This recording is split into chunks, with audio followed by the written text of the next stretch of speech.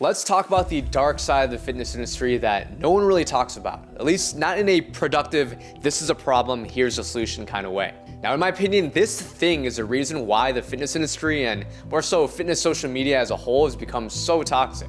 Now, I'm gonna get personal and talk about my story today and shed some light on what it's like to be a fitness content creator in this current landscape.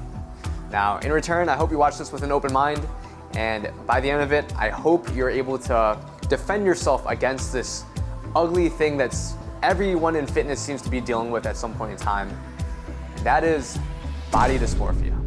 Now, I got my laptop here. According to Google, body dysmorphic disorder, BDD, or body dysmorphia, is a mental health condition where a person spends a lot of time worrying about flaws in their appearance. These flaws are often unnoticeable to others. It's a very important part. People of any age can have BDD, but it's most common in teenagers and young adults. Now, I've personally dealt with body dysmorphia in the past, especially my first 3 years of college. But fast forward till today, I'm happy to say that I don't really suffer from body dysmorphia anymore. And it's so ironic, right? Because you would think now that I'm a fitness content creator more than ever, I should be caring more about my physique, right?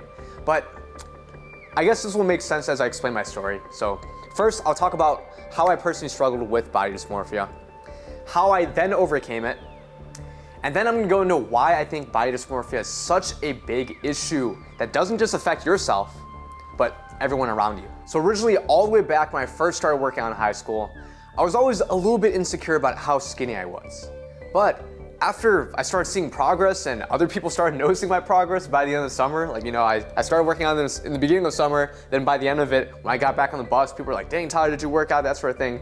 It obviously gave me some confidence, and I think it was the first time I proved myself like, whoa, if I'm not happy about a certain aspect of my life, in this case, the way I looked, I can actually change that, right? I have the ability to do so. It might not be overnight, but I can work towards living a better life. And that confidence slowly trickled to other aspects in life, right? Whether it be taking more AP classes in high school, I'm thinking I can get better in track and field. So my first 2 years of lifting was a very pure time in my life. I had nothing but positives to say. Fitness really uplifted my life. However, that started to change once I entered college. Now, as you know, college is a very formative time in someone's life. At least it was for me. I was trying to find my identity. I was trying to see what I want to do with my life, right? And I remember I would try everything, right? I would join a bunch of clubs in the beginning just to stop attending by the end of the month. I made a lot of surface level friends that I really didn't get to know.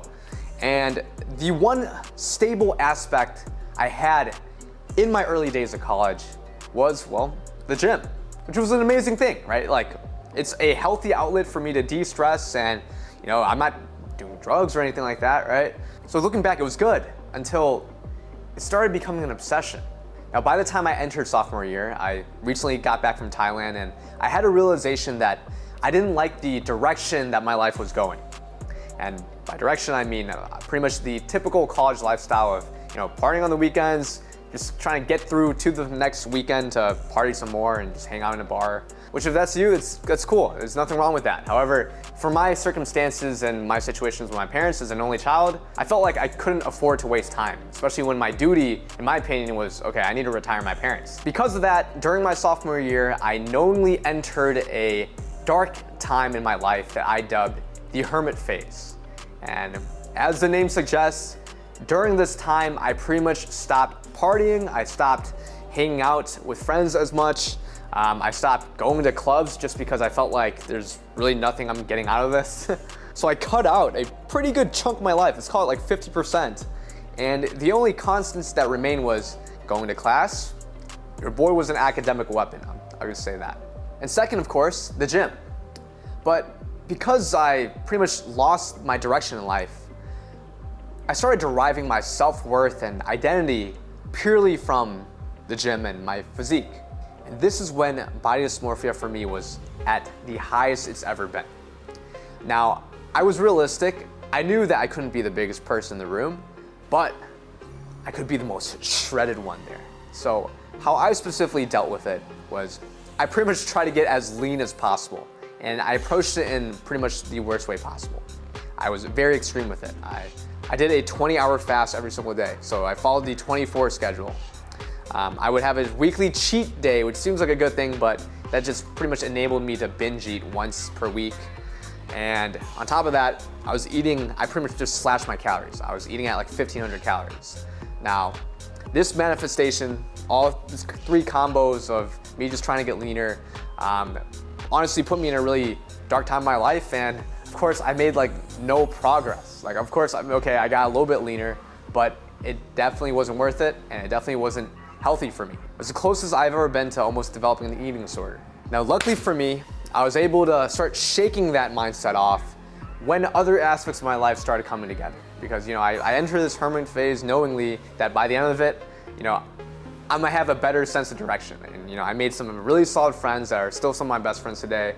And on top of that, that was when I first started doing YouTube in college. Please don't watch those old videos. Now, because of that, I didn't realize how unhealthy it was at the time until years later I looked back at it. And I definitely was struggling with body dysmorphia. And I definitely almost developed an eating disorder. And I remember there were times where I debated talking to a therapist, but I'm like, nah, I don't need that. I know it's a stigma among men, but looking back at that experience, I see how much I could have potentially benefited from getting professional help. And that's where BetterHelp, the sponsor of today's video, comes in.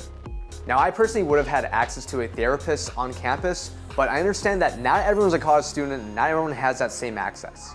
So if you're struggling with any body image issues or mental health concerns, therapy can be an incredibly valuable tool. Now, BetterHelp connects you with a licensed therapist who is trained to listen and give you helpful, unbiased advice. Now, first you go to their site and answer a few questions, and BetterHelp will match you to a professional who has years of experience helping people with struggles just like yours. You can do it all from your phone or computer, via phone call, video chat, or messaging. However you feel most comfortable to do it, it's the easiest possible way to start talking to a therapist. Let BetterHelp connect you to a therapist who can support you all from the comfort of your own home. Visit betterhelp.com/TylerPath or choose TylerPath at sign up, and you'll enjoy a special discount on your first month. Let's get back to the video. So I honestly think the biggest way I was able to overcome body dysmorphia was by slowly developing other priorities outside of purely just fitness ones. And as a result, I started having other goals, arguably more important goals than purely just my fitness goals. And slowly that made me realize that, my value as a human being isn't derived from just my physique. And when I say fitness, let's be honest here, this is a mutated ego-driven version of fitness, where we only care about how we look or how much stronger we are than other people. We're not talking about health here, which ultimately should be the main goal of pursuing fitness in the first place. Now, I bring this up because really I feel like body dysmorphia is infecting so many people's minds nowadays. And it really just leads to more hate, not only towards yourself, but towards other people through projection of your insecurities.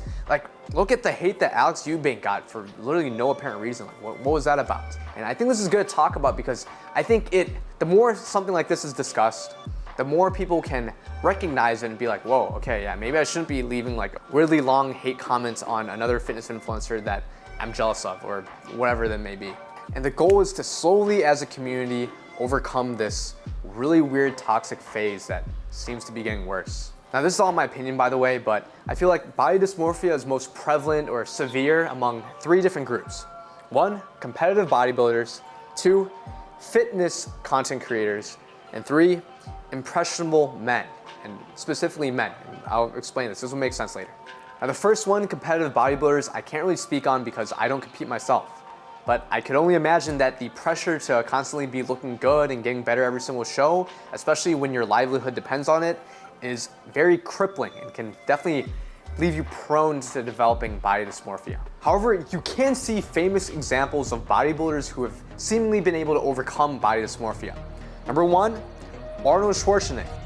Comes from bodybuilding straight into being a movie star to going into politics. And the second one is Greg Doucette. He pivoted from bodybuilding to cycling, social media, and really focusing more on career and business nowadays. And the key thing between these 2 people is they found a sense of meaning beyond their physique and an outlet to dedicate their energy towards. The second group, fitness content creators, I can definitely speak more about.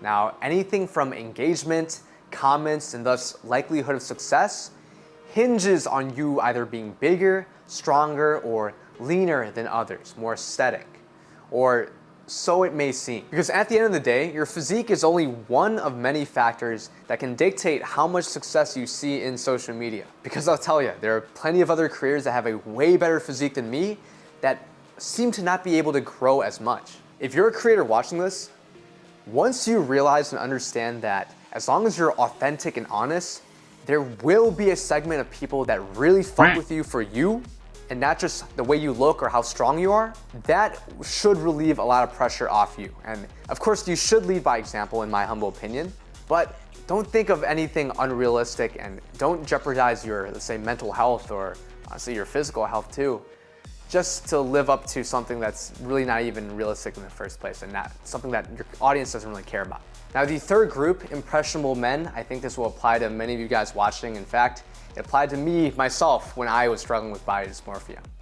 I think for many men out there, we originally get into fitness and working out because deep down inside, we feel a sense of like inadequacy or just unhappiness about who we are as a person. Maybe physically or maybe even mentally. And real quick, this doesn't even have to be anything super deep. It could be something as simple as you wanted to be faster or better for the sport you were playing in high school. And for many, fitness is like one of the first times in a lot of people's lives where they can tangibly see like, wow, I put in the work and it actually made a difference. And ultimately, this is a beautiful thing. And that's why I say fitness is one of the best things you can possibly incorporate in your life. It teaches you how to believe in yourself, how to believe in hard work, how to develop the discipline to see things through and choose a healthier lifestyle over like a more hedonistic one. But it can't be the only thing you do in life, or else body dysmorphia is gonna start rearing its ugly head. And that's what happened with me in my lowest point my sophomore year at college. I didn't really have a sense of identity. I didn't know what I was doing with my life. And in the realm of finding love, like, you know, how do you expect a girl to actually love you if you don't even know who you are? So I think a lot of young men find themselves lost, and when fitness is their only outlet, it's where they derive their sense of meaning. Unfortunately, it leads to body dysmorphia and honestly just hate. Not only towards self-hate, towards like yourself thinking, you know, I'm not enough, I need to get better, I'm not big enough, all this stuff, but also towards other people. Like, have you seen social media comments before, right? Like, oh, under 200 pounds is victim weight. Oh, you're not strong enough. Bro, you're so small, why don't you bulk? I get that one a lot. And I just get baffled because, like, why would you care so much about another man's physique? You know, and I think it's just unfortunate that some people think this way. And I think the hate towards others is the worst part of body dysmorphia. Because ultimately hate is just projection of yourself towards someone else, right? So in fitness, it's very common that, you know, if you challenge the stereotypical I need to get bigger kind of ideology, you're gonna get hate, you're gonna receive backlash towards it. Even if I preface it and say, if you're trying to maximize muscle growth, this isn't optimal. I'm not even trying to challenge a certain ideology. People can't help themselves but get worked up over it. Because when they hear another ideology, they themselves start thinking like what they were doing, which in this case is the most important thing in their life, what they're doing is being challenged and is wrong. And I think the feeling of admitting they are wrong is, I guess, too painful for their ego. It's almost like political to say that I don't like bulking and cutting. And I think the interesting thing is we don't nearly see this type of thing happening in the female fitness industry as much. It seems to be predominantly like a man thing, right? And I feel like the hate comments in female comment sections is really other men themselves. So I'm addressing everyone here, right? But if you got some people that have partaked in hating watching this video right now too, the value you have as a human being goes beyond your physique. I have nothing but compassion for you. Whatever you're going through, I hope you push through it, right? Use fitness as a healthy outlet, but don't have it be the only thing going on in your life. And for everyone watching now, pursue fitness and it will change your life. But have it be a side quest to an overall bigger main quest. Use the discipline and confidence skill points that you earn from pursuing fitness to help you on your pursuit for an overall bigger main quest. It could be career, hobbies, relationships, whatever it is, keep on pushing. Thank you guys so much for watching this video. I hope we are able to move beyond this as a community. Hit subscribe if you want to level up your physique and perhaps even your mind in this case. And don't forget to hit the bell notification to get the videos right as they come out. It'll be much appreciated. Thank you guys so much for watching. Stay healthy, stay safe.